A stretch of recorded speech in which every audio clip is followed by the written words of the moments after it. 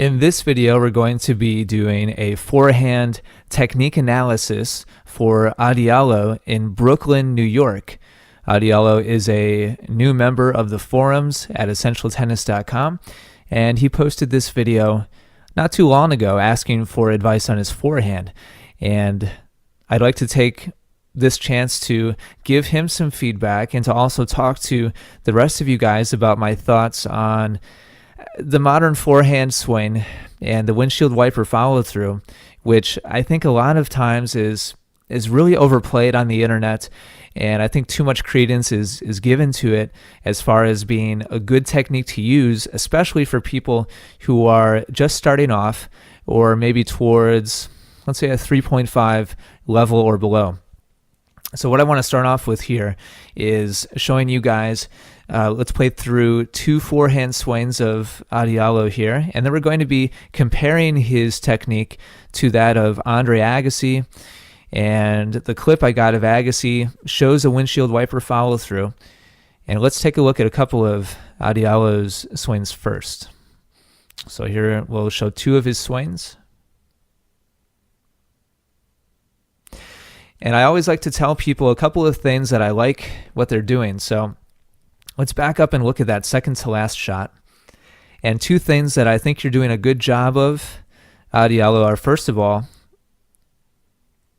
I like your initial take back of your racket, and I like your initial rotation of your body. Starting from your ready position here, as you take the racket back, you make good use of your opposite hand, your left hand, as you take the racket back, something that I've talked about in other videos as well. And we see your left hand pushing and guiding the racket back here. And because of that, you've done a good job rotating your body. You see your chin up against your left shoulder, and you've made a good 90-degree angle between your shoulders and the baseline here. So this is a good start as far as turning your core. I like the stance that you have as well. You get into a good open stance here. And I also like the take back of your racket. As you take your body back, your core back, the racket gets taken back to about shoulder height with the tip of the racket pointing up.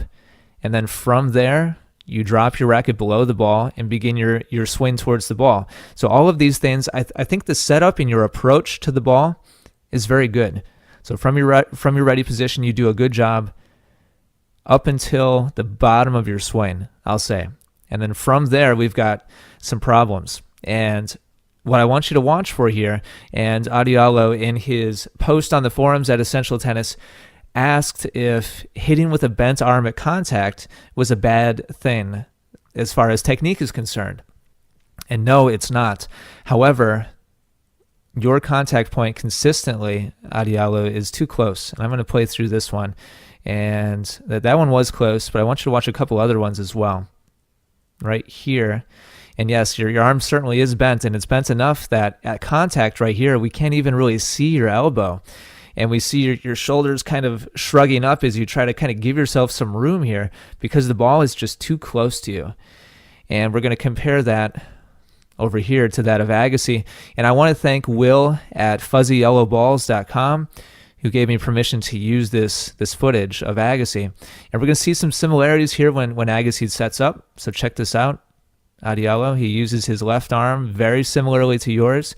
Notice how his racket is pointing up, and then he brings it down and around in a circular motion. And look at his stance as well. So this position here is very, very similar to yours. And again, this is where you're doing a good job. From his ready position to his body turn, taking the racket back with his left hand, racket up. Now where we're going to see differences, check out his contact point. This is just after contact. Here is just about contact right here. He made contact with this shot a little bit low. And you'll see very clearly here, Adiallo, that Agassi has a bend in his arm. And I think we can all agree Agassi has a pretty good forehand. It's not too bad. It may not be what he was most known for, but certainly he had a world-class forehand. And so at contact, no, it's not necessary for you to have a straight arm. This is another thing that in a lot of message boards and things of that nature, people really stress the difference between a bent arm and a straight arm at the point of contact on the forehand. It's really not an important thing. You should be doing what's comfortable. And you, Adiallo, are not, unfortunately. This is not a comfortable position to be in. So having a bent arm is fine. That's perfectly fine. But you're getting too close to the ball. And I'm going to show you another example of that on your next swing pretty consistently throughout this video. And we actually see, watch your feet right here. As you begin your swing at the ball, you're actually hopping away from the ball. You're trying to give yourself room. Now take a look at your contact point.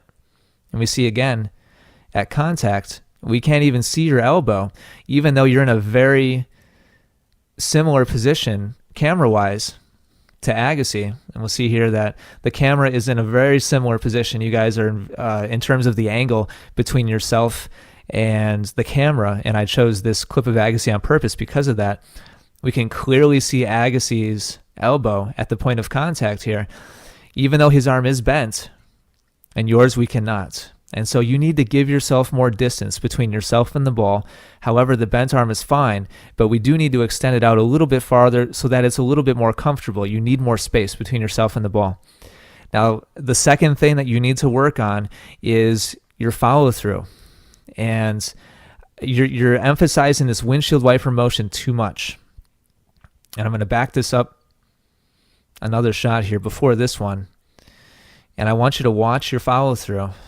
And you're just not using your body very well. From the point of contact forwards, and again, you're doing a good job setting up. Here you're 90 degrees to the baseline. Here you are perpendicular to the baseline. I'm sorry, parallel to the baseline. And you stay parallel from the point of contact until your racket finishes moving. I'll take that back. You go a little bit past parallel. Here you're a little bit before parallel to the baseline with your shoulders. Here you're parallel. And here you're a little bit past parallel. But my point is here, as you're actually hitting the ball, your shoulders are moving very little. Your core is moving very little. Watch how much the racket moves from here to here. And your arm is swinging the racket across your body. And watch how much the line of your shoulders moves from here to here. It's not very much. And if we go over to Agassi and watch his again, check this out. Watch his shoulders as he follows through. And he's going from perpendicular to the baseline right here to parallel to the baseline just after contact, and then perpendicular to the baseline again on his follow-through. So he's made a full 180-degree rotation. And this is a windshield wiper type follow-through. He finished with his hand down by his opposite hip. And so this is kind of a more modern finish for sure. He's not finishing up over his shoulder. But the difference between yourself and Agassi is that he's using his body to rotate so much more. And I feel like so many players in studying the modern game get hung up on things like the windshield wiper follow through. They get hung up on straight arm versus bent arm, and they miss so many big important things like the use of the body. I mean, that's a basic thing, something that many of you watching probably just kind of take for granted, but it's something that many people miss, and they get kind of enamored with the attraction of the modern swing, as it were. But you guys need to focus on the big, important parts of the swing.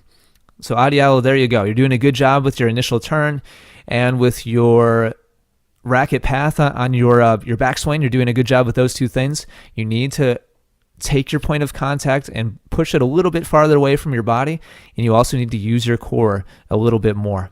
Hopefully that feedback is helpful to you.